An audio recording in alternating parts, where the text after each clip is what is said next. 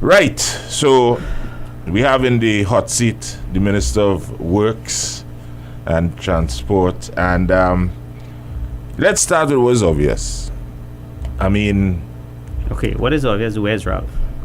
well, Members of the public say he afraid you. No. somebody call and say. Minister Sinanan coming by that man back out one time. Nobody afraid me. He apologized, but he couldn't come. He couldn't make it, Okay. unfortunately. But let's touch on the flooding that's happening all over Trinidad. That sits squarely in your lap, Minister. How progress? How is it going? Are we making headway? Yes, well, firstly, let me start by complimenting all the responders. I think the responders have done, despite what the naysayers would normally come out and say. I think the responders are doing a fantastic job. I had people with me on the field up to last night, and I know this morning early some of them went back out. Unfortunately, the challenges that we have now is the high flood waters. There's nothing much we can do about that until the water actually subsides. There's no part of Trinidad that is cut off. Thank God for that. The employees and all the different authorities and the different departments would have gone out there as early as Tuesday morning. We got the call at 5 o'clock that the storm watch was called off, and by 6 o'clock we had equipment on the field, we had employees on the field trying to bring back some sort of normalcy to Trinidad and Tobago.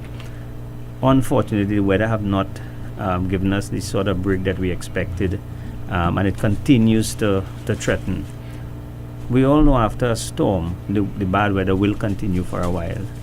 We are out there, we have done everything that can be done. What we have to wait now is just for the normal pattern for the flood waters to recede, and we will continue the work. We are out there, and we will continue to be out there until everything is back to normal. I know Captain Wint, before the Brett came along, was out there with his team also, and others, putting out the messages, be prepared, what to do before, and that you ought to be resilient for 72 hours, at least take care of yourself for at least 72 hours and so on.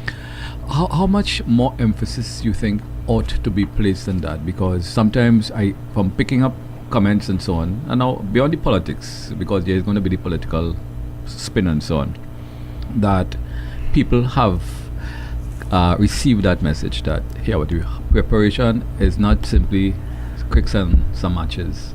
Well, I think for too long, our population have grown accustomed to where we say, look, we're looking at the weather forecast and a storm is coming, there's heavy rains, and then fortunately for us, we don't get the brunt of it.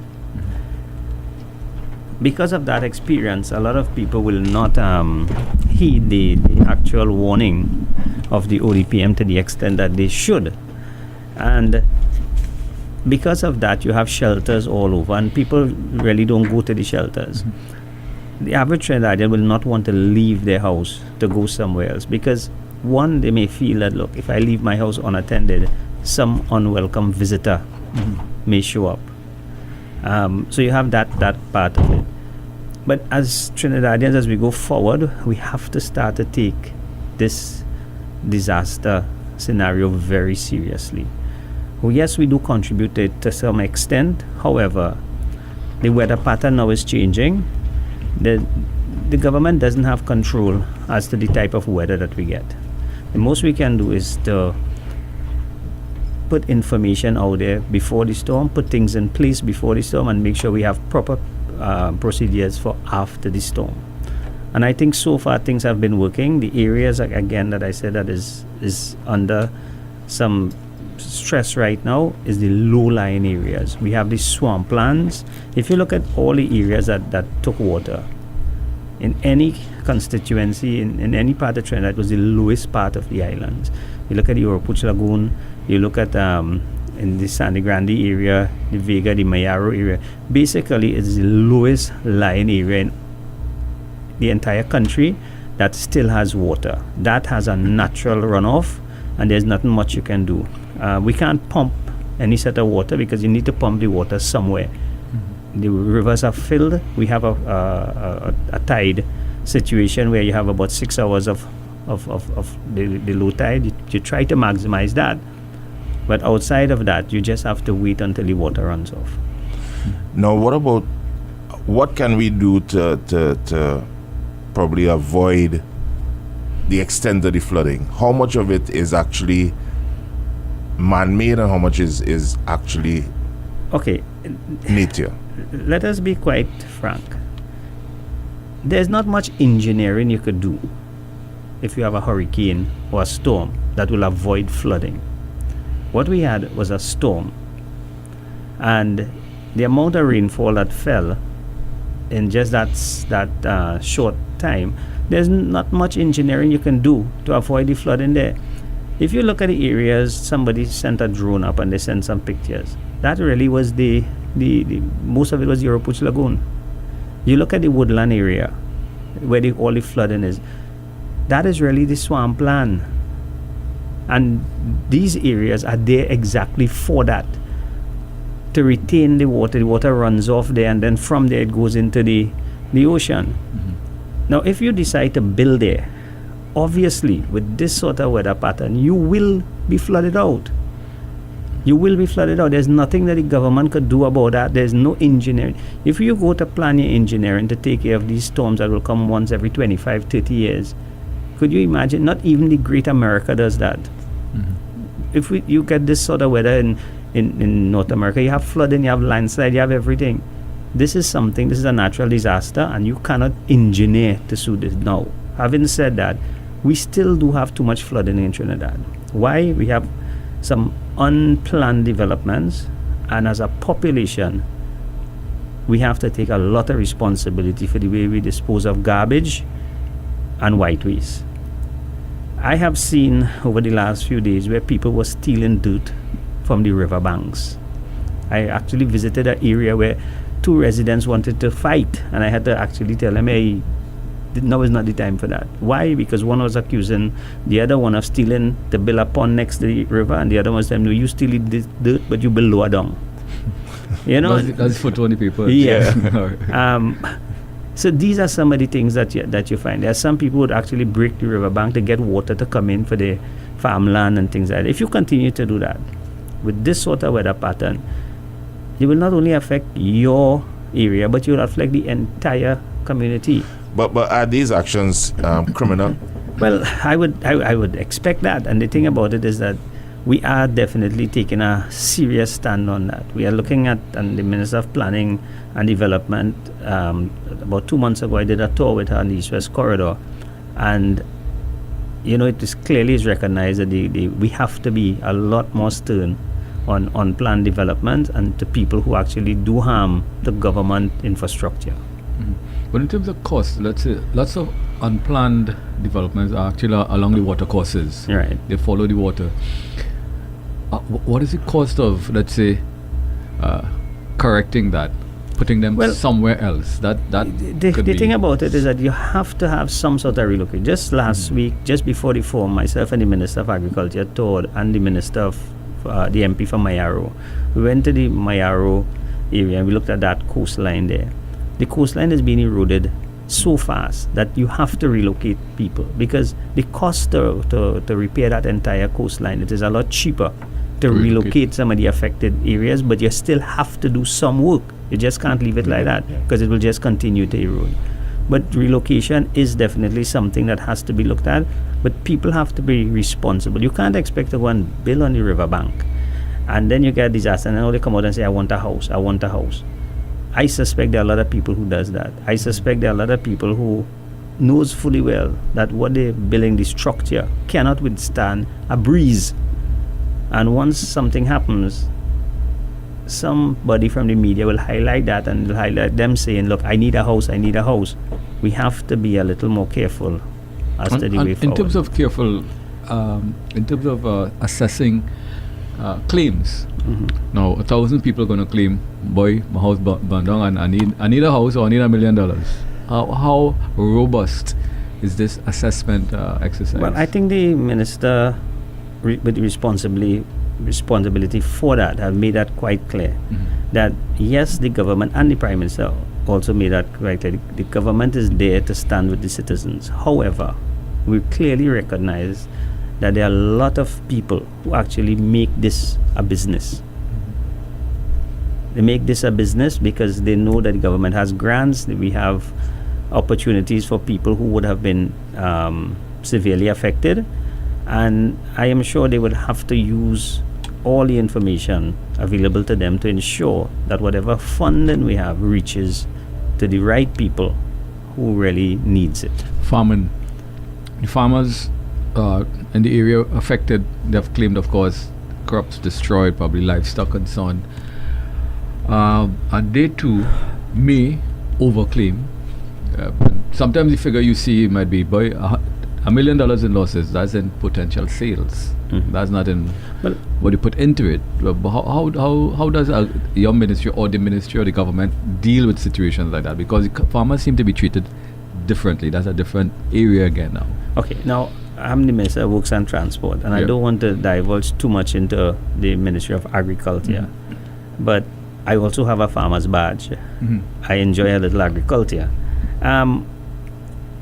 What I expect in a scenario like that is that, you see, it's the same thing like an insurance.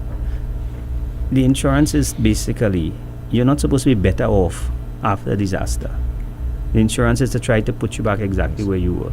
So I don't know the scenario the Ministry of Agriculture will use, but I would expect that the farmers will have the opportunity to get back to exactly where they were.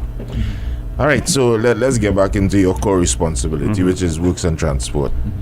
Another contentious issue, Seabridge. Where are we with that? Okay, let's start how we got here first. Because if you don't know how you get here, you don't know where you're going, you wouldn't know when you reach. Basically, we had and when we talk about the Seabridge, we talk about two scenarios. We have the cargo, and we also have the passenger ferry. We had a scenario with the cargo ferry, which is in the public domain. I mean, there are some who said this is the government fault. There are some who would understand the scenario with the government. We have found ourselves in a scenario where the vessel that provided the cargo service was pulled from service. The government went into action mode. We had to ensure that cargo continued to go to Tobago. We had two vessels, barge and the Atlantic provider. Those were the vessels that were immediately available to us. They were not the ideal vessels. However, the option was use this, get cargo to Tobago, or don't send any cargo to Tobago. We had told the population we were going into an agreement for a 3-month period with these people. This 3 months is probably coming to an end by this month end. The Port Authority have been engaged trying to ensure that we have some sort of vessels coming in here to take up this slack. I spoke to the chairman of the port this morning, and the port is soon going to make an announcement as to where they are in securing the cargo vessel.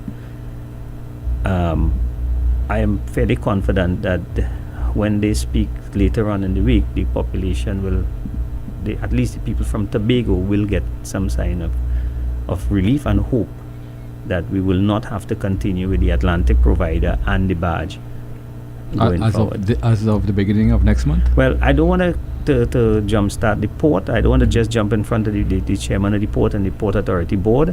I know they will be making a statement. I know they have concluded their negotiations. They are just in the final stages of the inspection, and I feel fairly confident that they will have a vessel here.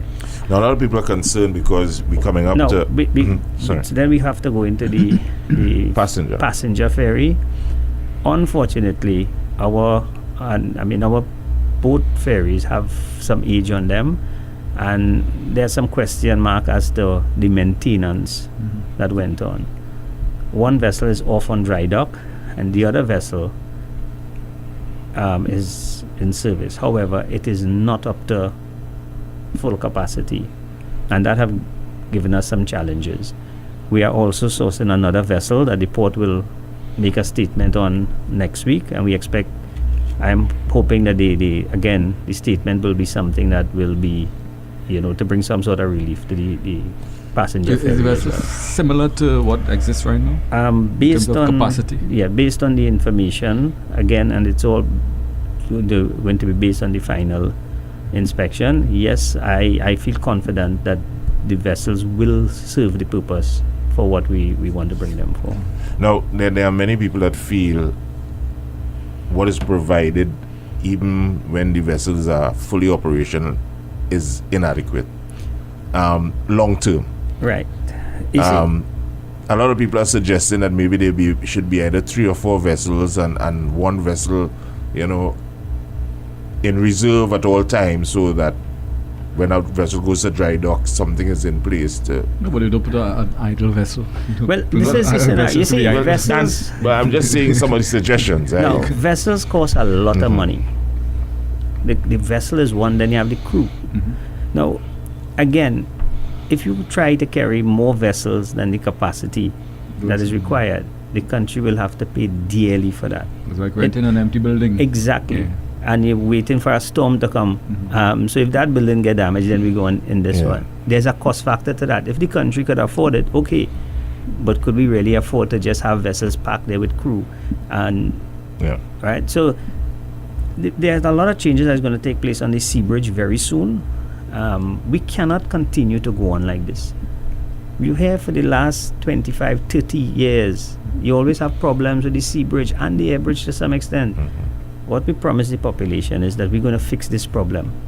Yes, Once we have and for all? once and for all. So we have a short-term plan where we brought in 2 vessels to take the cargo. We have a medium-term plan and we have a long-term plan where the government is going to ensure that we procure our own vessels. We have proper maintenance and management on the vessel, because the vessel is just one. That's the equipment.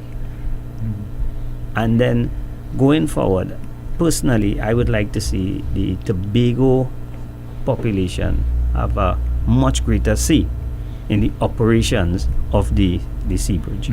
But in terms of short, medium, and long, what does that mean to you? So medium term means what? 5 years, 10 years, 2 years? What we're looking What at, does- the what does it mean? medium term, is really to have vessels here over the next 2 to 3 years.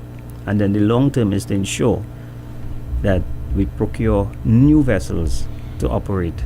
But again, once you procure new vessels, you don't want to find yourself in the same scenario. situation. So your whole management structure of these vessels and your maintenance have to keep in tune with what is required.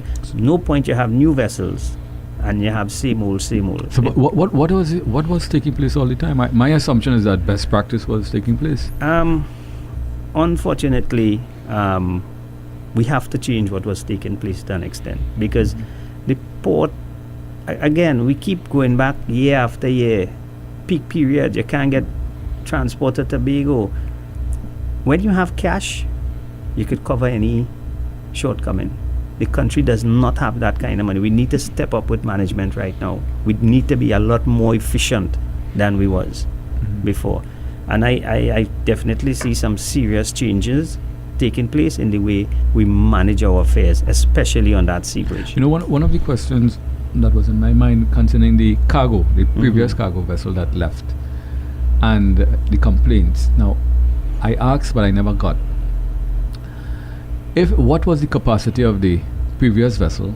Meaning, was it 100 containers? And what was actual in terms of shipping? Was it 45 containers, or 45%, or 20%, or 99%? Because I wonder that if it was, let's say, 100 containers, to make it easy for 100%, but 45 containers were going up daily, what is the need for 100 containers? What is it just, again, bad habits? We spoil people and they get accustomed to having 50 extra spots that in case I want to put up an extra 2 containers and it up. Yeah, you see, And underutilize the vehicle of the vessel. vessels are not something that is out there packed waiting for somebody to come and sometimes you go out there and basically you have to take what is available. It may have more capacity than you actually require, but if you wait to get the perfect vessel, you may have to build that vessel. So sometimes you find yourself in a situation where, look, I need to get a vessel now, this is what is available, the capacity might be more, I'm just saying, I don't know if that is what went on with the Superfast. The Superfast definitely had the capacity to take the amount of cargo to Tobago. It had excess capacity. That obviously would have been a cost, because you have to pay for that excess capacity as well. And that is why your long-term plan is to actually configure a vessel that will suit your requirement, needs. not now only, but going into the future. Because when you procure a vessel, you don't procure a vessel for 3 years or 4 years. You have to think of your requirements going down the road, make sure you have that sort of vessel. And that is why the government plan is to ensure that going forward, we fix this problem where we can own our vessel, but we must make sure we have the proper management and proper maintenance for the vessel. All right, the air bridge, as you said, there are also some problems there. Are there any plans to deal with some of the issues? All right, again, the air bridge is not under the Ministry of Works and Transport, okay. so I wouldn't want to go into much to the air bridge. However, I must say that we have a board there, and I have every confidence that the team there knows exactly what has to be Do you done. have every confidence in the current board? This board? current board, Yeah. yes, I do. I do, and I think the population could rest assured, because we have the chairperson there being Miss Alison Lewis, who was a former permanent secretary of very, very high repute.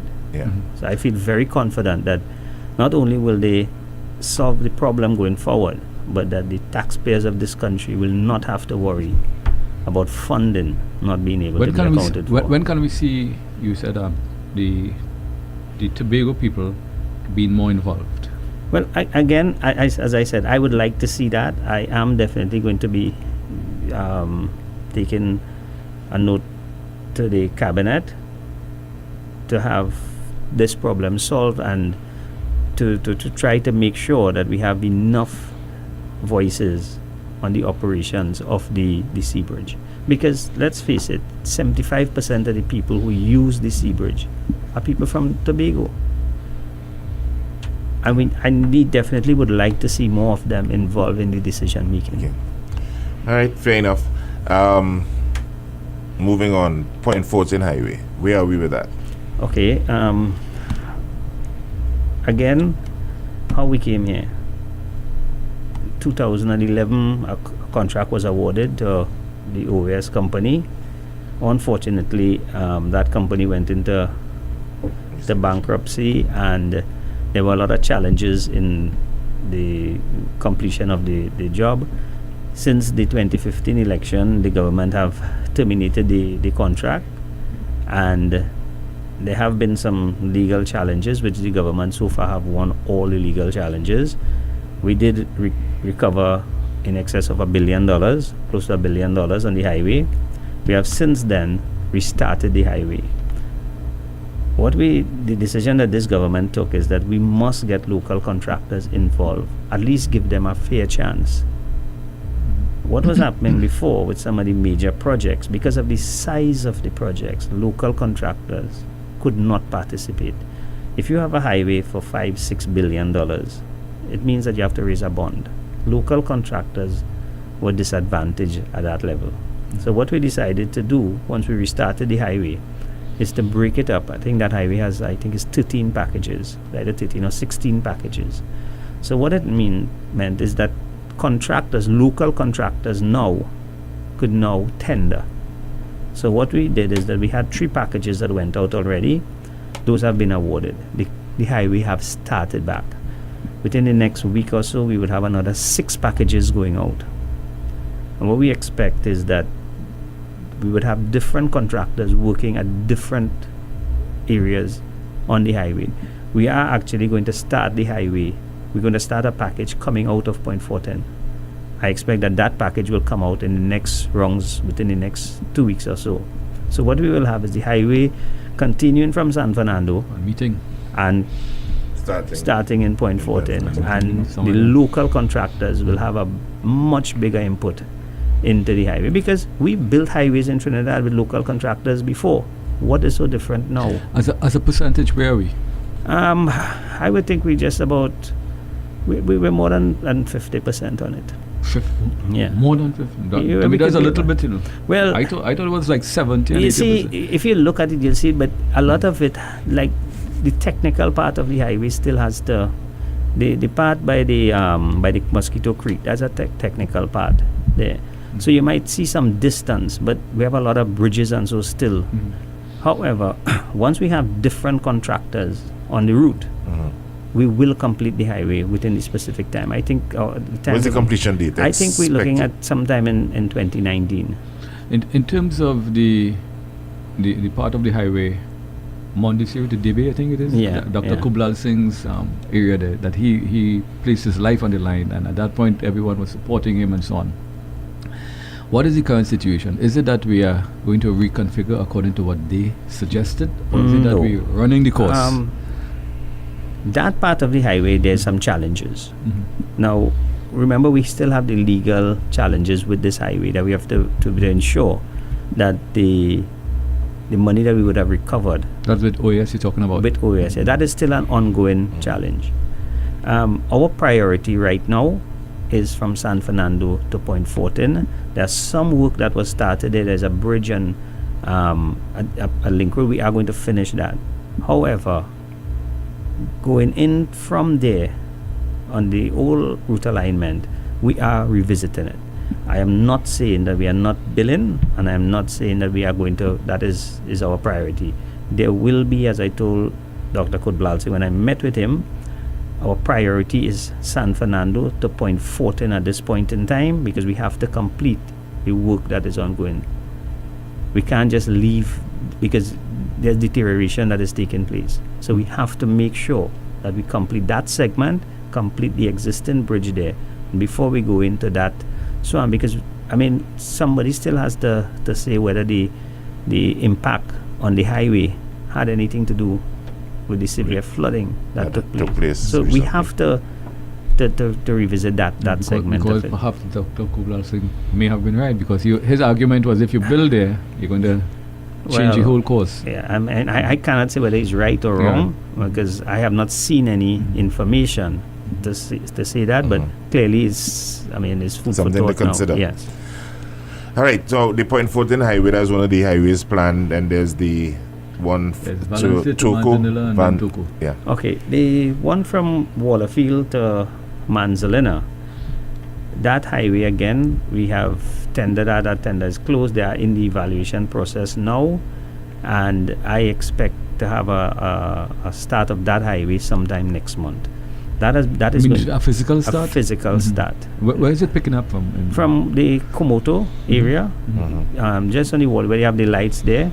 So the package that we have gotten the approval from the EME, which we have gotten the approval, because you're going through the Aripo Savannah, things like that. So it's something that we have to be very careful how we start. What I don't want to happen is that we start something and then you don't know where you're going after that, and then you have the challenges. So we were very successful in following all the requirements for the EMA. We have gotten the approvals from the EMA. The contract is being evaluated right now. Tenders closed some time ago.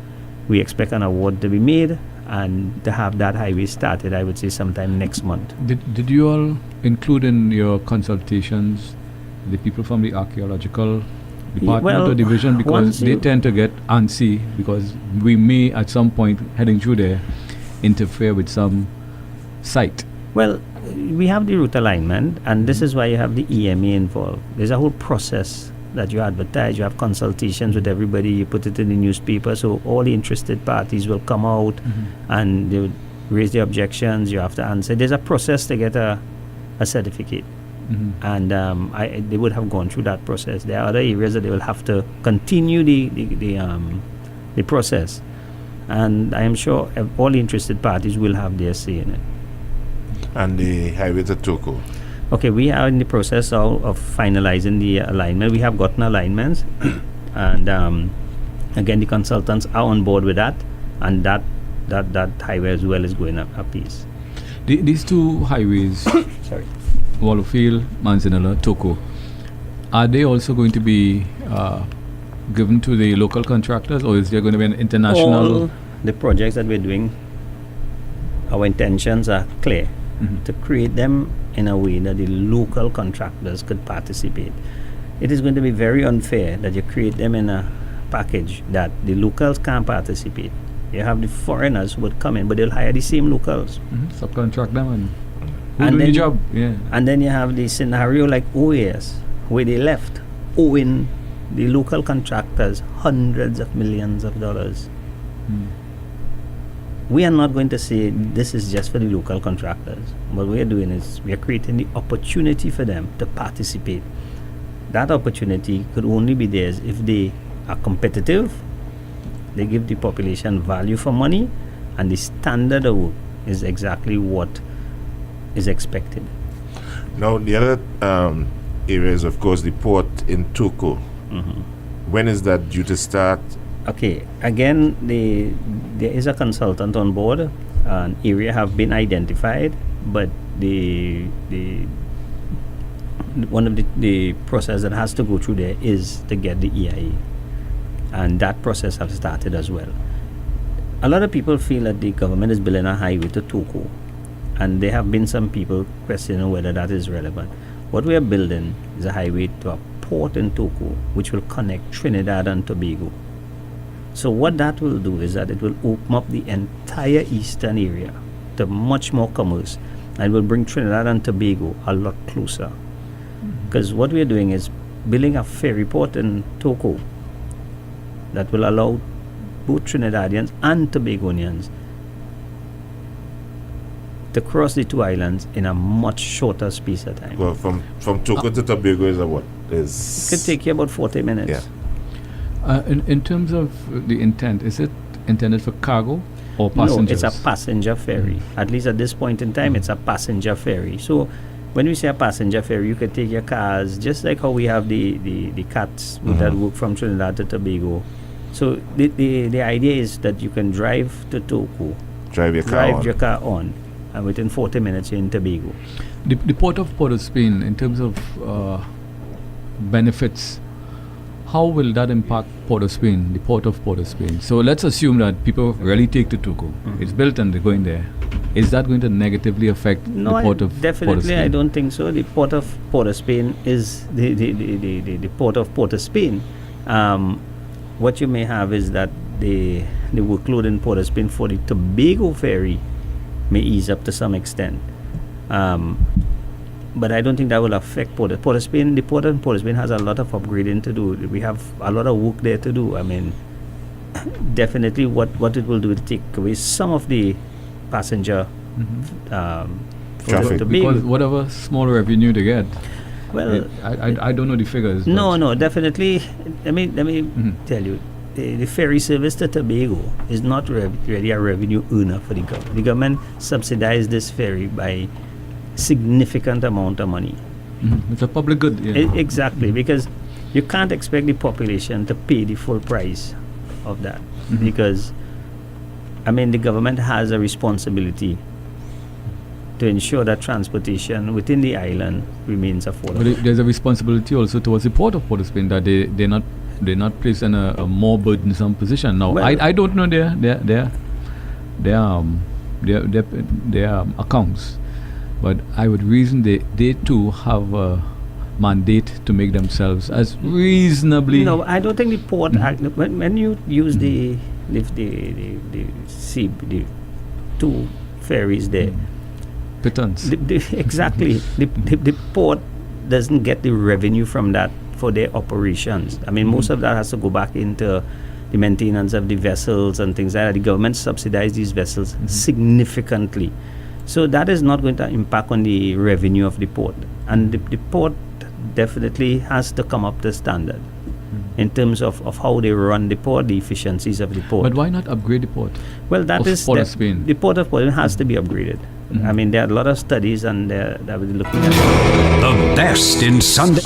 There are a lot of studies, and we are looking at scenarios of some people talking about even relocating the port.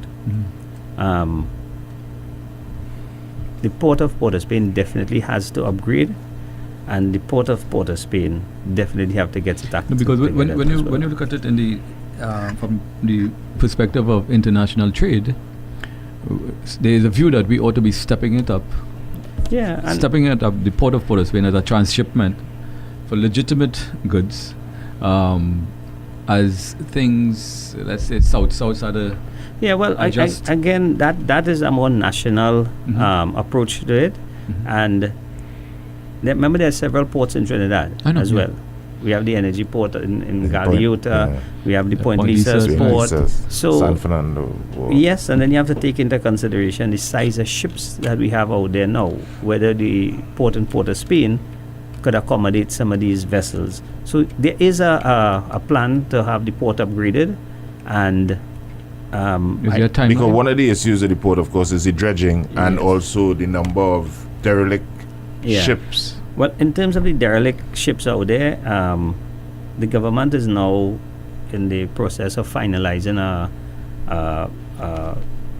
the cold stacking and the warm stacking of ships. So we are trying to formulate that policy right now. What does warm stacking of Well, ships mean? if you look out in the Gulf there, you'd see there are about 9 ships just tied up. Carcasses just No, these are ships that are tied out there Oh, where okay, they are okay. storage. What you find in the past is that some people would come in with their vessels and they just leave it there, and that is how we end up with some of these vessels just there. Now we have just issued a contract to remove these vessels because, especially with the new vessels coming in for the Tobago route, we want to utilize them on the Tobago, the Queen's Wharf. There are some vessels that are parked there that we have to remove. We are in the process of removing them. But again, you don't want to have a policy where people could just come in on the island and park their vessels, and it's cheaper to just leave it. And then the government is faced with the burden now of having to remove it, which costs a lot of money. So we're in the process of formulating the policy, and we look at that as a revenue earner. However, it must be managed.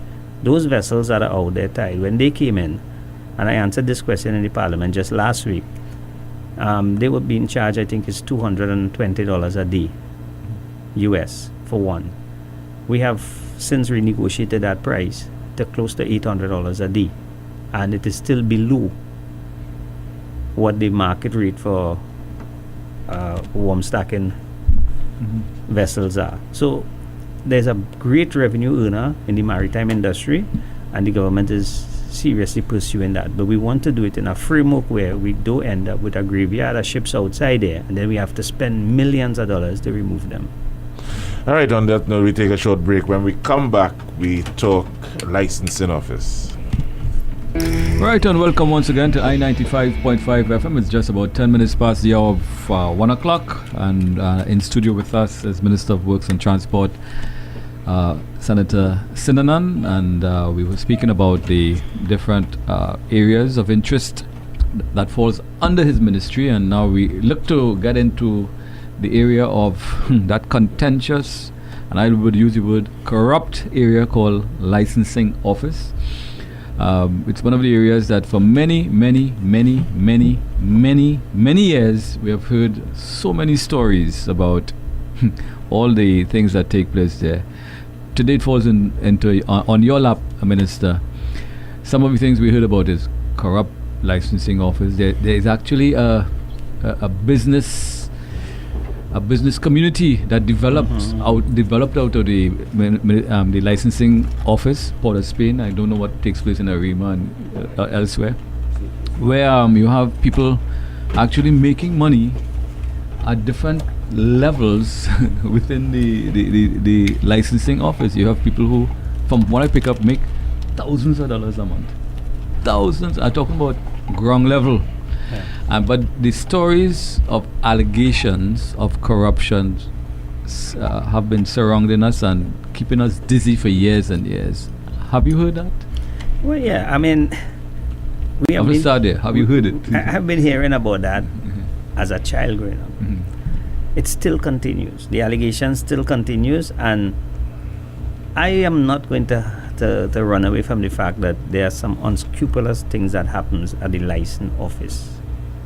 There are people who will get driver's permit, and you wonder, but how they came into this driver's permit. There are a lot of challenges at the license office. What we're using right now is technology to try to cut down on the corruption, the alleged corruption. And it is working to an extent. We're very, very far from where we want to be. But I must say that I'm seeing some light at the end of the tunnel. There are a lot of people in license office who are not too happy with the actions that we're taking, bringing in all in the upgrading the system, the full computerized system, because why there's corruption in license office is because there's always a demand. And once there's a demand for something, obviously somebody will find a way to supply. In January of this year, there was one area that was giving certified copies in Trinidad. It was done at the waterfront towers there, and anywhere in Trinidad, any offices you go, you had to wait a couple days, and then they would get it printed here, and then they'd send it back for you. Some people will tell you they have to wait 3 weeks, a month, things like that. However, if you knew somebody, you could have get it done. Today, we have 6 offices that print the certified copies right there and then for you. So you don't need to wait. You don't need to know somebody to get a certified copy now. And if you're in Point Fortin, you can get a certified copy in Point Fortin. If you're in Tobago, you can get it in Tobago. If you're in Port of Spain. So the idea is to have all the license office operating in real time. We also launched the validation for certified copies. A lot of people just want to know who owns the car. I am interested in buying this car. You tell me this is your car. I want to know this is you. You can actually go online and pick that up off your phone, off your computer, and you'll get that information. We have some security parts. You need to know the chassis number and the number plate. So somebody just can't see you driving down the road and say, I'm going to follow that person. And you wouldn't get the address of the owner. So that is one of the way technology would have helped. You get the owner's name. They get the owner's name, and the type of vehicle, things like that. Very soon, if you go to the insurance company, they want a certified copy, they will be able to print it at a cost. So you don't necessarily have to go to license office to get a certified copy. That is one way we could minimize people having to pay beyond the actual cost of it to get it. Directly to licensing, but it's going to transfer now to insurance. Well, no. No. The insurance company will have to pay license office. But I'm talking about is that a certified copy may cost you, let's just say $100. But somebody wants $500 and they'll get it for you. From that point, you don't have to do that anymore. So the technology is actually coming in to license office now. We are about to launch where you don't have to, just like in North America, you have to renew your permit. You could do most of it online. You just come in for the photo. What these things will do, it will minimize the opportunity for some people to benefit. So that's already in process? All that, it is about to be launched. License office has several new applications that we are going to roll out within the next couple of weeks that will really benefit the population in terms of time. Because that is the problem with license office. You go for a simple transaction and they tell you come back 3, 4, 5 days. That's a cost. Would we also see being minimize the terrible experience of a rich ride by the cashier? I think we cashier say lunchtime. No, I think we the living standard up there. I think we've passed that. License office have gotten strict instructions that they should not be closing for lunch. There's sometimes, because we know implementing these new things in some areas, I might get a call that look, they close for lunch here, and then you call and say, well, look, okay, we were short today. But the idea is that not to allow the license office to close for lunch, so that if you take your lunch hour, you want to run to license office, you should be able to go there and get back to work. You don't have to take a day off to go and do a 10 minutes transaction in license office, because that's productivity. What about paying for example, the license online? Are we looking to move towards that? Well, I mean, we will go as far as the technology, but we must ensure safety, because somewhere along the line, you have to ensure that the person who is actually on the computer trying to get the driver's permit is the actual person that is entitled to it. So I am sure they will be looking in terms of to speed the process up, but we have to make sure the safety aspect of it is also taken into consideration. But how many years are you going back in terms of making the system automated? Is it that you try to scan 1900, 1970 and forward? Unfortunately, the license from 2010 to 2015, the report is that no scanning of the vehicles took place. But the last information that I have, they're about 90%. When is the scanning of the vehicle? Well, What do you mean? to get everything online in the new system, you had to actually go back and scan everything into the. I mean, okay. So, Or the but we're document, about like- 90 to 95% there as we speak. And we keep testing the system. Someone will come with a vehicle and they'll go on and see if it is in the system. There are a lot of vehicles out there that are not in the system, and they're working around the clock to try to get everything on the But system. what is the target? What Well, year are you looking at? Are you leaving it where it the- is? No, we will this will be continuous. If you notice, there are a lot of people who would come and tell you, I went to license office and somebody else have my driver's permit number. That's a cry we hear. Because of the new system. The new system is picking it up. Supersede, yeah. Yeah, and this is where we're going. The technology is going to help us going forward. We're not where we want to be. It will take us some time to get there. But I am definitely seeing some improvement in the license office. There are still a lot of people there who are beating the system. There are a lot of people who don't want the system to improve. But I am sure that one day we will get there once we continue on this path. All right. Speed limits. Is it still 80? Yes, it is 80. Are there plans to move it? Yes, the note for the speed limit, the change of the speed limit, is in the cabinet. In February of this year, that note went to cabinet. There were some adjustments. Unfortunately, we did not upgrade the information at the Ministry of Works for some years, and there were a lot of highways that were built that were not on the official archives.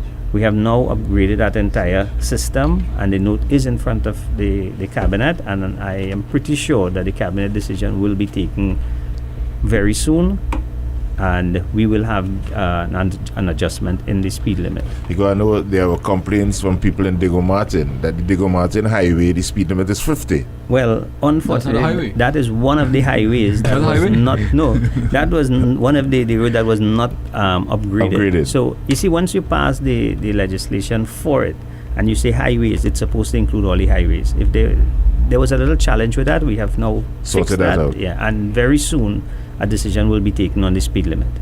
And then, we'll be opening up the phone lines, our listeners to get in touch and find out, deal with some of the issues they may have. In terms of monitoring speed limits, I mean, is that your purview, or is that national security? Well, or the police? the police has to do that, but at the end of the day, the Ministry of Works has a responsibility for the roads, and we have just procured 9 additional speed guns for the police. So now the police has, I think, 15 speed guns. Just last week, the Motor Vehicle Amendment Bill was passed in the lower house. Well, I say last week, Friday. Yeah. It was passed in the Senate about a week ago. What we have coming in now is the spot speed cameras. So apart from these speed guns that the police will have moving around, we will have some mobile spot speed cameras and the detectors. Again, the technology is really where you have to go. And once the act is sorted out, we have all equipment in place. What we feel is that the carnage on the road, although we have a 41% reduction so far for this year, we feel that will just continue to improve. The amendment to the let's say the fines. Some people have called them painful. You see, it's because sometimes when you listen to something, you have to understand it before you comment. What you have there, those are the maximum fines.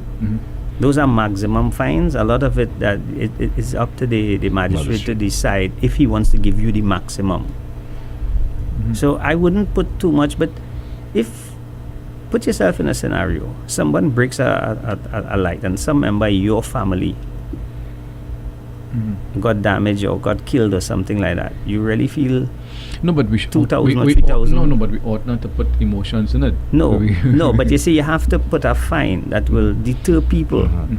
has to be punitive enough. Right, because one of the problems we had in the past, people were speeding, and they said, look, it's only $200-300, I could pay that, man. It's cheaper to pay it. It's cheaper to pay it and go. It's cheaper But to go down the bus route. Look at the damages that is caused.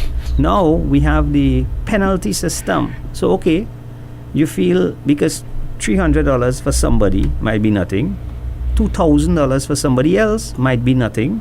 But if you know that, look, you could lose your license because you have this point system now, no amount of money Yeah.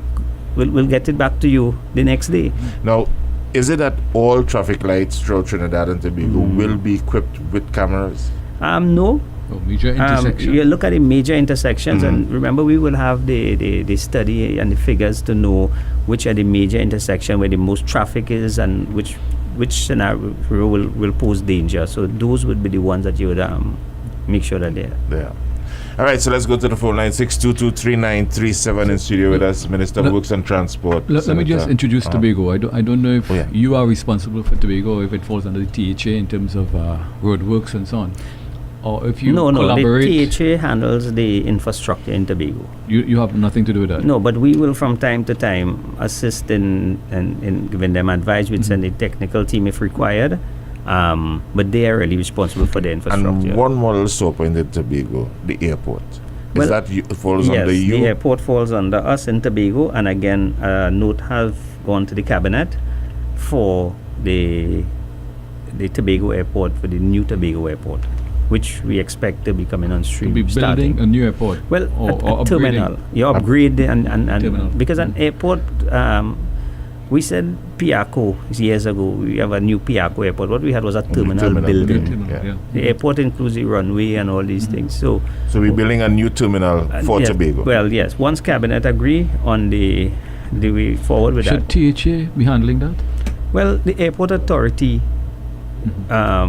for the both airports falls under the airport authority of Trinidad and Tobago. So as we speak, that has not been considered at this point. Well, you see, an airport is a very technical part of an island, and you really wouldn't want National security issue. exactly. So there are certain things that you would put into the THA, and certain things that you'd keep at the authority National level. National level. Let's go to the lines. Hello, good morning, welcome to you. Good afternoon, Mr. Sorry, John. afternoon. Yeah, but it's afternoon. Yes, John and Mr. Minister, good afternoon. Good afternoon to you, sir. This is the President of the Punitong Airport Taxi Drivers Association. Of the And Princess Tong Barrack. Barrack taxi Yes. drivers. yes, I will sympathize with you because I know your ministry is a big ministry, right? But we have some pressing engagement to see about. And the problem we are having is that we need, number one, is some of the traffic warden in Punitong. We need for you to have a meeting with them and talk to them and tell them because they lane some of the taxis do certain things, and the police and forestry implement a measure in Punitong that the postcar full, the postcar will go, right? But the traffic wardens are leaving those fellas to come and park up in front, so that when you're in the line, you can't get no passengers, right? That's number one. Number two is they have two workers working by you, and they are going to work, and by 4:30 in the morning and 6 o'clock, them in the taxi stand are ready. And I want to know what part of the world this could ever happen. They're working in Ministry of Works, Ministry of Works. And we know for a fact that we don't have if they want to come, they come around lunchtime, 1 o'clock, 2 o'clock, and then, but you're running down the walk. You're running down the walk, and the taxi drivers who are the maker, they work there, they're fighting on the taxi drivers.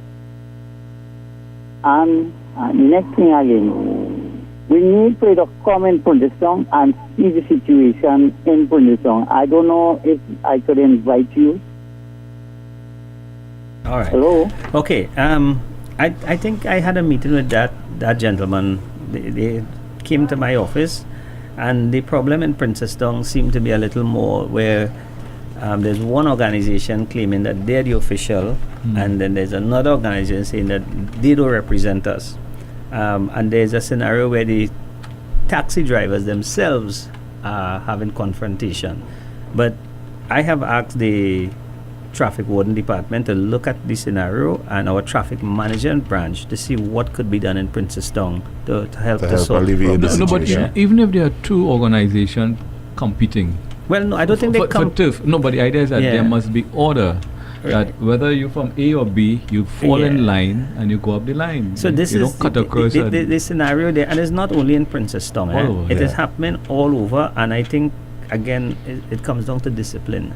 There's also the challenge where the official taxis feel that the PH drivers are encroaching on what is provided to them. It's a scenario that I spoke to the Attorney General about, and I know he's looking at the legislation to see what could be done, because we cannot work officially with PH drivers. That is outside the law, and we have to recognize the official taxis.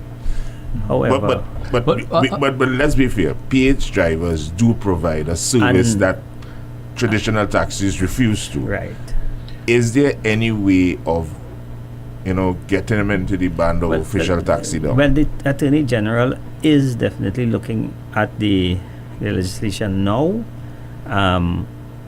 and we do recognize that PH drivers do serve a purpose.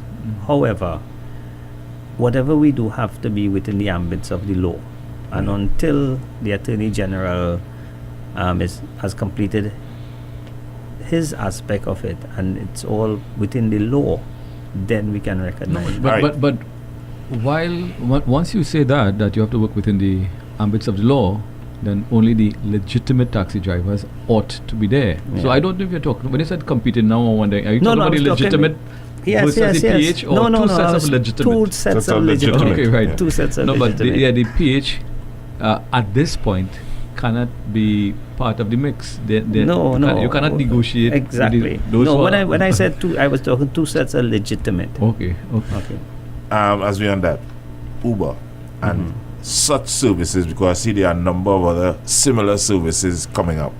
What is the ministry's position on that, or have you all developed a position on that? Again, the ministry will operate within the ambits of the law, and we recognize the legitimate taxis, and we keep putting out bulletins that the citizens should ensure that they use the legitimate official modes of transportation, whether it be the PTSC, the official taxis, because they are the ones that you'll have a claim on if anything was to happen. Having said that, again, I know the Attorney General is looking at all the entire scenario to see basically the way forward. Right. One of the impediments for PH drivers, some have claimed, is that the inability to get a taxi driver's badge because of some criminal thing on the name. And is the Attorney General looking at correcting that, or addressing that? I mean, not say correcting, but addressing that, because it is an impediment. Yeah, definitely. I had a lot of conversations with him, and he is he's looking at it. There's also a challenge that the length of time it takes to get a taxi badge in Trinidad. And I remember going to the license office, and they told me when it expires, they come in and it takes sometime a month or so. And I said, so that we are allowing people To drive to it drive out. it out for a month. We have to fix that system. We cannot be part and parcel of the problem. So I know the license office have improved on that, and now you can get your taxi badge at different locations. Before, if you're in Tobago, you still have to come to Trinidad. If you're in Arima, you may have to come to Port of Spain. So that is now changed. Yeah, that is being addressed is now. it all over? Or? Well, I don't think it's all over as yet, but you see, the system that we have is all linked. The idea is that all the services at the license office will be provided at all locations. That's what we're heading for. So somebody in Point 14 don't have to come to Port of Spain to renew a taxi badge. Gone are the days for that. All right. Hello, good morning. Good afternoon, sorry. Good afternoon, John. It's after 12. Yes, I realize that would feel. All right. A couple questions for the Minister for information and clarification. First of all, the ferry to Toku, is that supposed to replace the ferry between Port of Spain and Scarborough? No, the answer is no. It's an alternative Very. Right. Because there was some disputes about that, so that's why I wanted to get that clarified. Yeah. The other one, are you in a position to provide us with a breakdown as to the traffic on the sea bridge for the months of April and May? Well, I am sure we will have the figures. I don't have it with me, but Right. the traffic on the sea bridge is something that is taken up in real time and is compiled. But from where you sit, is it how does it compare to the normal traffic at these months in years gone by? Well, I mean, it have been slightly lower because there is a challenge with the sea bridge. And there are some people who would prefer to say, look, if I can't have the assurance of coming back in time and things like that, I may not want to go. That could be something. And I'm not going to run from that. That definitely is a question that a lot of citizens will ask. So I expect it to be a little lower now because there definitely is some uncertainty as to the reliability of the sea bridge. And as I said, that we are in the process of ensuring that this is going to be something in the past. We will have a permanent solution going forward, and I have every confidence in the board at the Port Authority of Trinidad and Tobago to bring this to an end soon. Okay. And finally, there is something called the Claude Noel Highway that is not actually a highway. Yeah. With the adjustments to the speed limits, would it be factored in? Yes, it will And be. if so, is there proposed speed limit for the Claude Noel Highway? Well, I know it is factored. You see, it's just not the highway. When we adjust the limits, it will be also on the ramps. It will be on the some of the other secondary roads. It's also going to take into consideration the vehicles, because there's a challenge right now where pickups can only go at a certain speed. But we recognize the pickups of the past and not the pickups of today. The pickups of today are luxury vehicle. So all that is being considered once we amend the speed limit law. So drivers in Tobago can hold their breath for a little longer. Yes, it has taken into consideration all the roads in Tobago as well. All right then, thank you. Thank you. And in terms of the port in Toko, which would be a passenger port, what does it say with relation to the studies done? Need of vessel? Is it that we have two vessels? Is it that one is going to go to Toko? Is it that we're going to get two in Toko, or is it going to get an additional one in Toko? Well, first you have to look at the capacity that is required, and then you have to take that. It's a little bit early to take that decision now. Remember, in Tobago, we don't expect the requirement for Tobago to stay as it is today. We're talking about a Sandals hotel. We're talking about other major hotels. We're looking to promote Tobago. We have to ensure that we have the capacity. So what we are trying to put in place is to create to be in a position where as anybody wants to go to Tobago, you have an opportunity. Having said that, no government or no service could provide for peak periods throughout the year. And that is why what you have at the airline, at the air bridge, is that you put on more flights for the peak period. You don't just go and buy more planes and wait for the peak period. That's the point I was making with the cargo ship. Exactly. You don't have 100 spaces and just end up 40 So and for a man who want to put 50. Right. One of the scenarios that we're looking at, we have 4 water taxis. Unfortunately, again, the maintenance was not done properly. If we have 4 water taxis working at the peak periods, we can all at any time take 2 and put them on the Tobago. They were built for that. The water taxis were built to go from Trinidad to Tobago if required. If you only have 2 working and you take them out, then you affect the San Fernando to Port of Spain run. I have just got the cabinet approval and the funding to repair all 4 water taxis. So at any point in time, we can take 2 and put them on the Tobago run. And we have a call on the line. Good afternoon. Welcome. Thanks for holding. Good afternoon. Good afternoon. I would like to ask the minister if it's possible he could have a look at the 500 development, the main artery for water passing through there. it was a miracle that we weren't flooded again on Monday. I don't know how come, because once the Caporal River comes down, we get flooded. However, the EMA people and the ODPM people were in 500. And I think they were also aware of the problem I'm about to mention.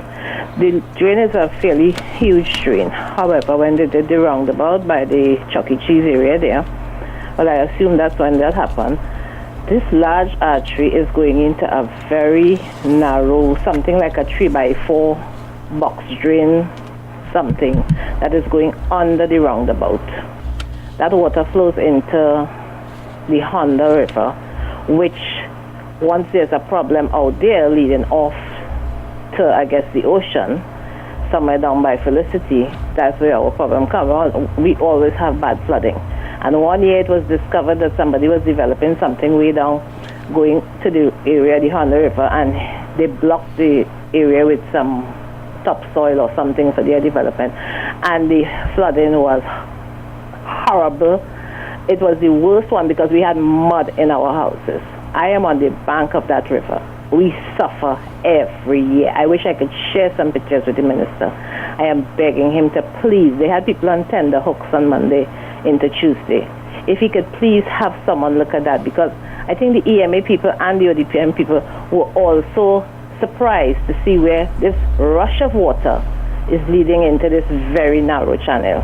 I wish they could address it. I would love if the minister would speak with somebody in the Shogunas borough, because it all they do after is come with relief, which is like a mattress. They help you wash down, and well, by the time they get to everybody, because so many people are affected, most people on their own, with the washing down and the cleaning up and the throwing away, and they have to tote away how much people mattresses and furniture. It is really bad, and I would like if he would look into it kindly. All right, thank you very much. All right, let me just comment on that. Now, the drainage department has the different areas that they look at. What we did in February of this year is that we had asked all the different divisions to submit to us all the water courses, the major water courses that needed cleaning.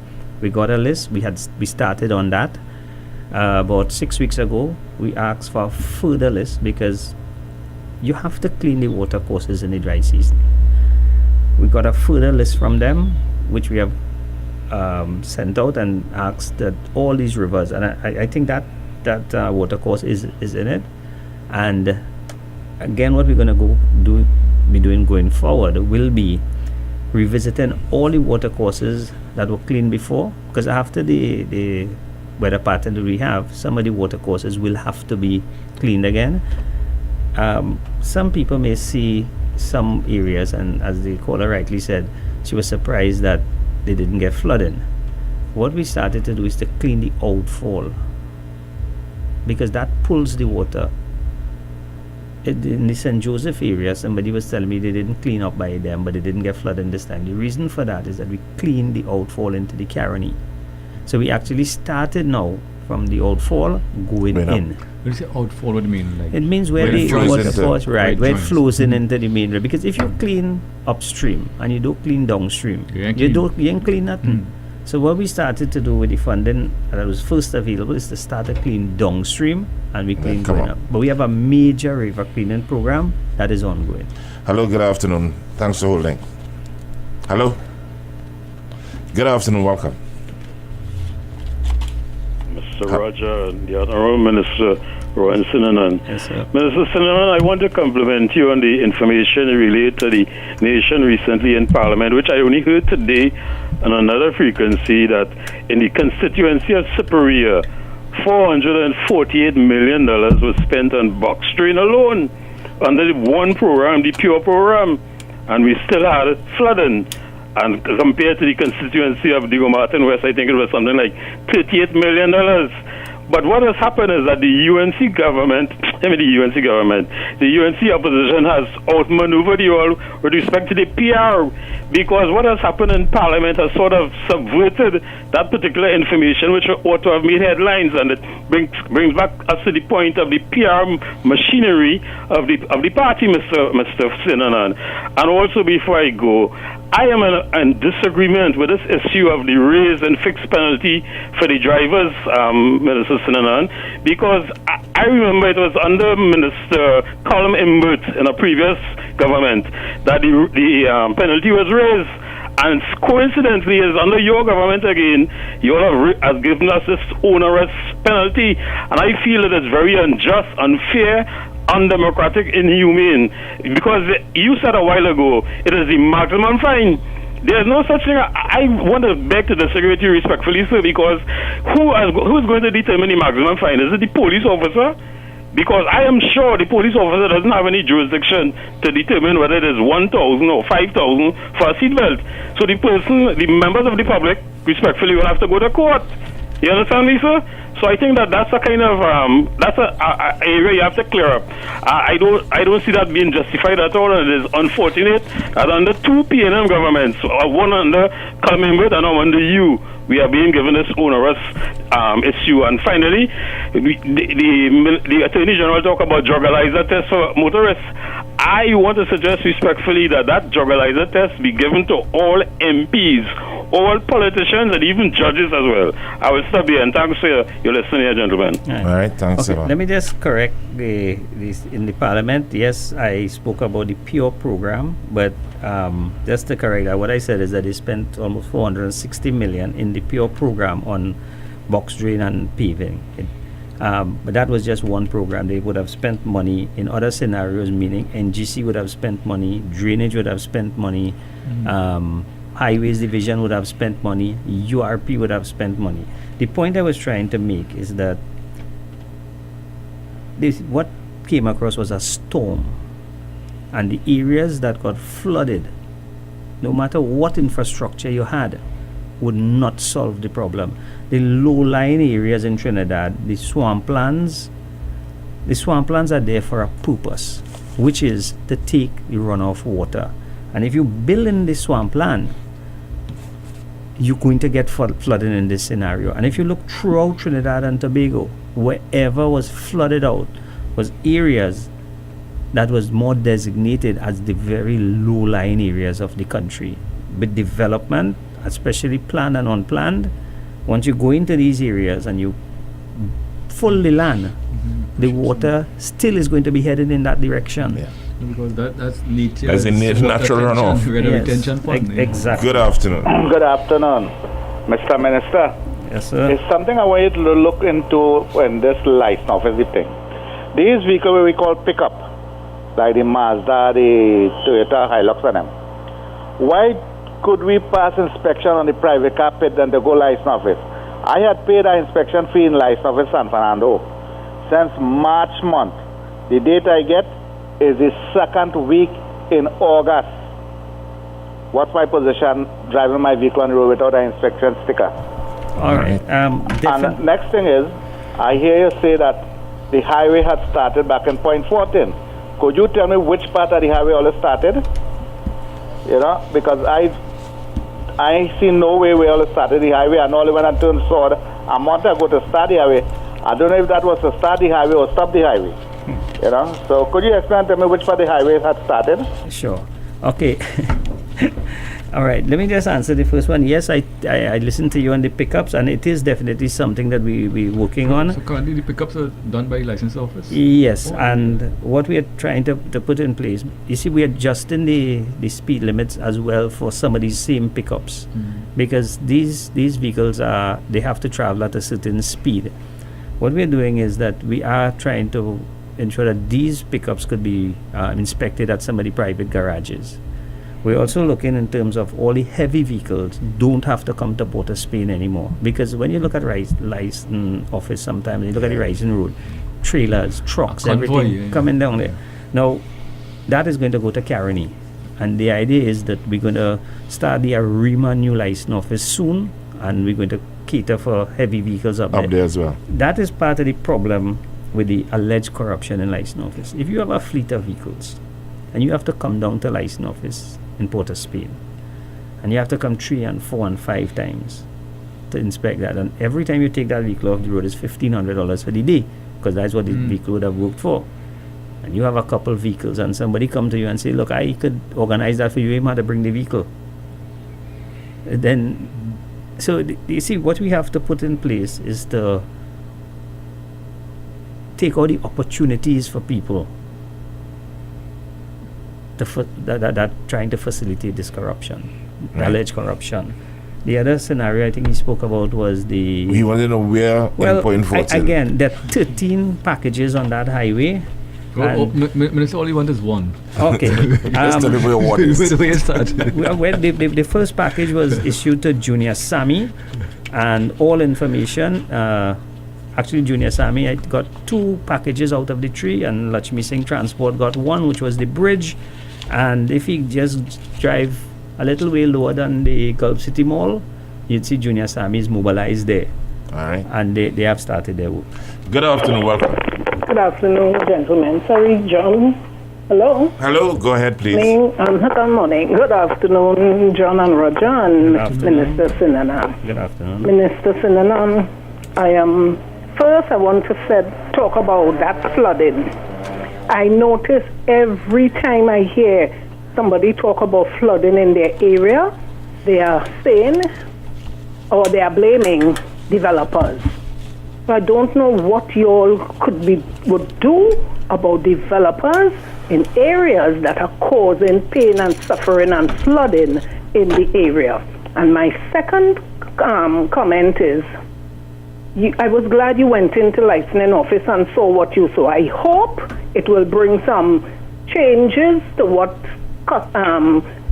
members of the public go through when they go to licensing office. I am glad you went there and you experienced it for yourself. Because I don't know if Jesus has to come to make licensing office be computerized. And I heard you said that you all are doing certain things, and I will hope before next government comes into power, that situation at licensing office is changed, it's computerized. Because when you go down at Ministry of Legal Affairs, you can get a birth paper. They have changed around there. No longer you have to wait long. If you have the time, you sit down and you get your birth paper within that morning period. I know it is difficult because you are saying you all are going back to a good few years, but I will hope to God that you push it and the workers do what is right, because the corruption is ripe. Because when people get in difficulty in getting things, it's easy to pass money. Easy. And sometimes you tell yourself, if they are the ones frustrating the system in order for you to pay something on it. Because I remember a guy was telling me he brought in cars, and every time he go with a form, I don't know what form it is, I think it was for the license of the vehicle or what, the clerk keep telling him, you fill it out wrong. He full it out again. You write under the line and all kind of nonsense. And when somebody told him, he said, boy, that person wants some money, and he just couldn't take it anymore because his car's there and he can't get license. He passed the money, and all of a sudden the form was correct. He didn't sign under the line. So I will hope that God gives you the strength and all the workers and licensing officers who could put it into place, because no staff has to be part of computerizing a system, that it will happen. Thank you. Because it ain't easy going down there and had to come back 3 times. All right, thank you very much. Hello, good afternoon. Yeah, good afternoon. Hello? Yes, good afternoon. Yes, good afternoon. To the minister, earlier you spoke about rivers and things. The one at Westmoreland, when will that be dredged? That is one. 2, when I did it, regulations, a double solid painted line, you cannot cross. Let us use the main roads. I am on the westbound lane, and I see on the eastbound lane a parking spot, and I go across. That's our obstruction and everything. What are the ministry and the traffic management and the traffic branch doing about it?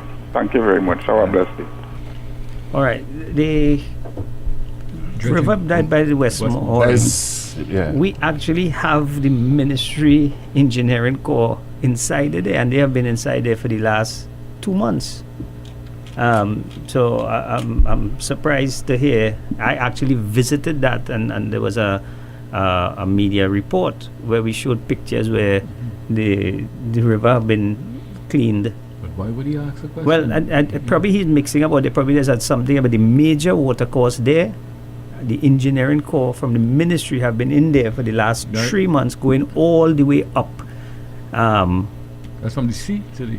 Yeah, the sea was dredged last year. Now, when you have that dredging taking place, probably you do that like once in every 10 years from the engineering. Where we started from is by the just on the bridge there by the international school. Mm-hmm. Right. And that team has gone all the way up.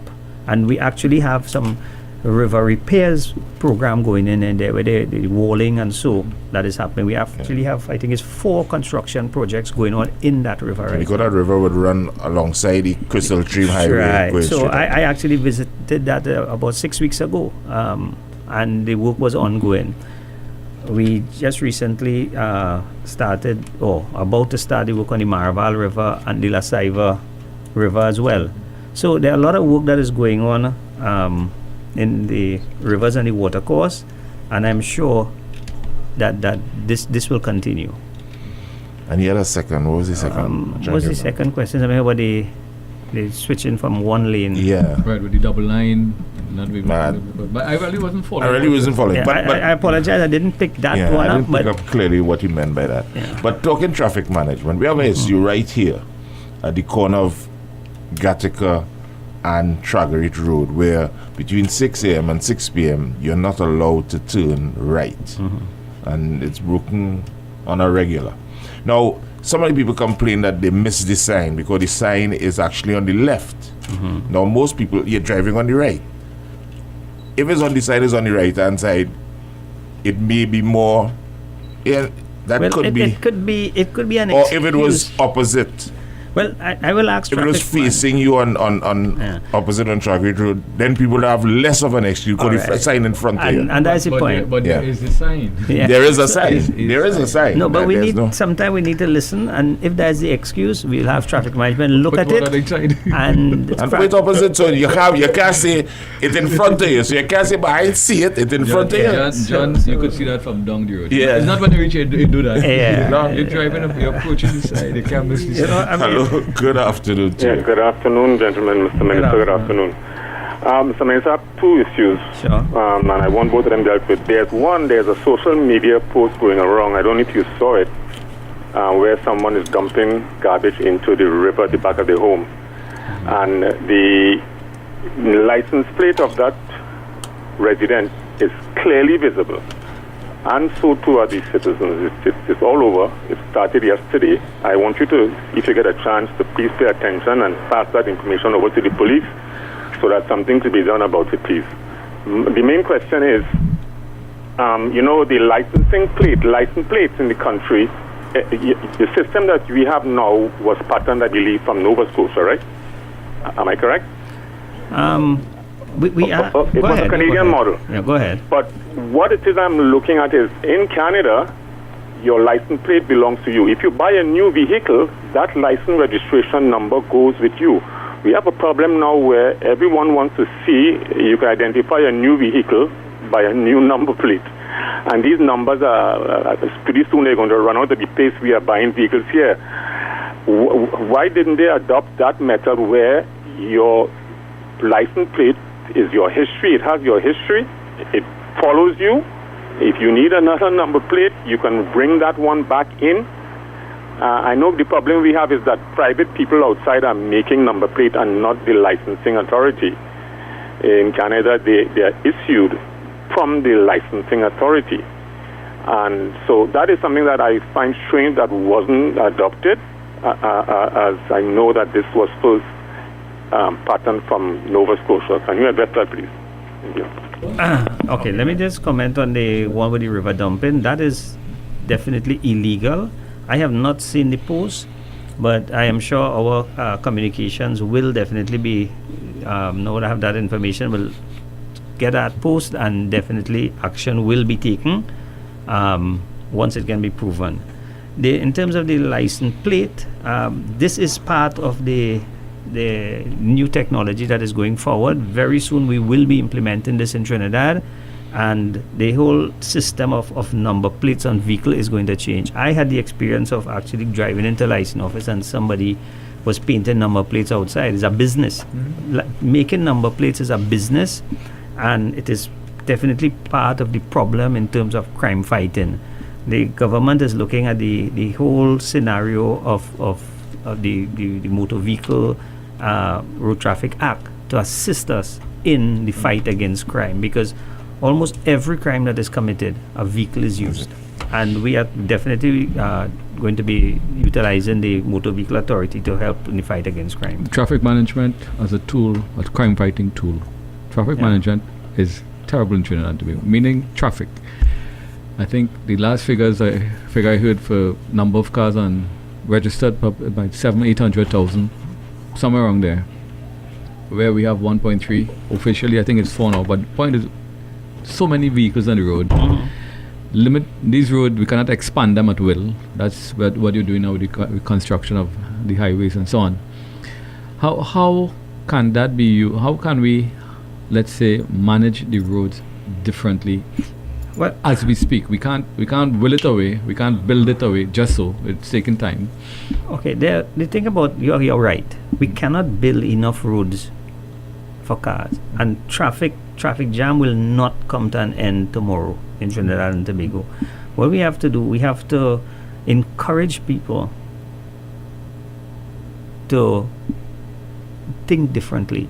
The average home in Trinidad may have 2 or 3 cars, and they all going sometime in the same direction, but everybody going with a separate car. I don't know if it's because the gasoline is still very cheap in Trinidad, whether it is a scenario where our public transportation is definitely not up to standard. I think I would want to go into that area. As a government, we have to improve the public transportation system. You look at New York and you look at the amount of people living in New York and you look at the amount of cars, it's significantly different. We have close to, I'm sure, about 800,000 cars in Trinidad with a population of 1.3 million people. And if 1 point something, 1 car for every 1 point. No, and then 1.5 person. Look into the scenario of you have to have a driving permit at a certain age, and how much people live below below that age, and then look at the amount of elderly people who don't drive, and they'll tell you the problem that we really have. We are looking at traffic management in a holistic way and trying to encourage people to park and ride. The ministry has a program for park and ride that we actually want to spearhead, and where the ministry employees, we are going to use a scenario where we will be transporting our employees to Port of Spain. They park at a certain area and we bus them into Port of Spain, and we're hoping that other ministries could start doing things like that. There are a lot of initiatives that we're looking at for traffic management, and I have the traffic management department right now doing a study as to how we could improve the traffic situation, because we cannot build enough road in Trinidad and Tobago. I think you hit the nail on the head in terms of public transport. Once we have a more efficient and a reliable public transport system. Well, as you know, PTSC is under the Ministry of Works and Transport, and I have asked the board at PTSC to let us go back to the mandate of PTSC, which is moving people from one place to another in an efficient and timely manner.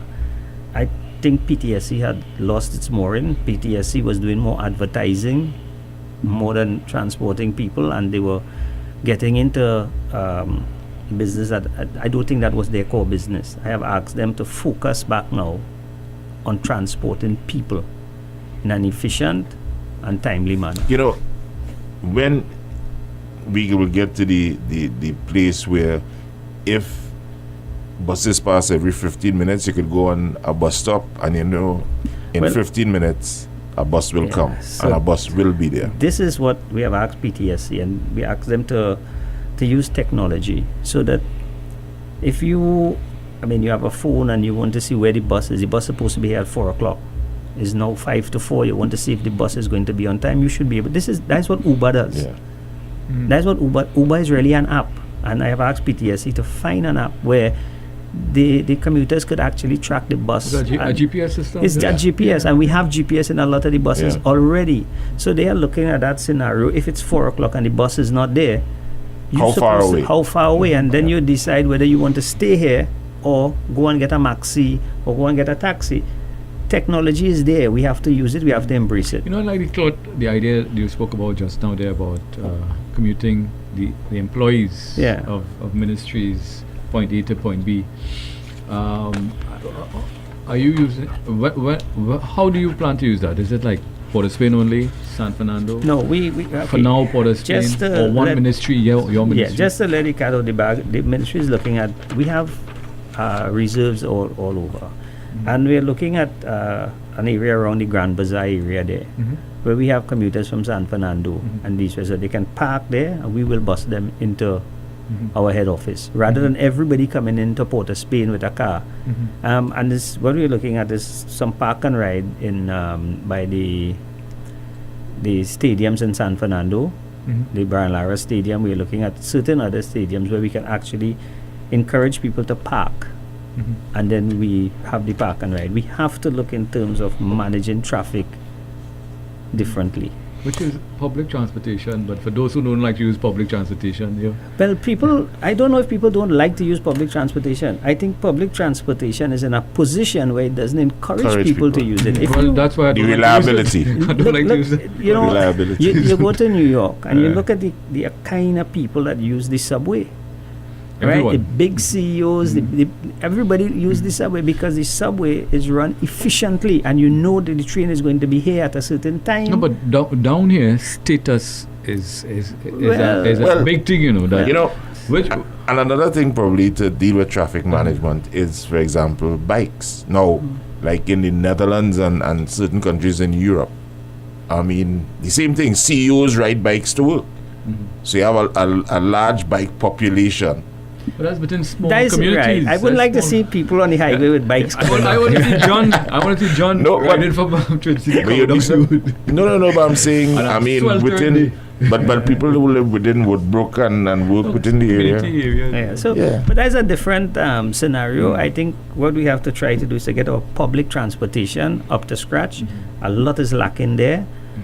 What the PTSC is doing right now is upgrading the fleet.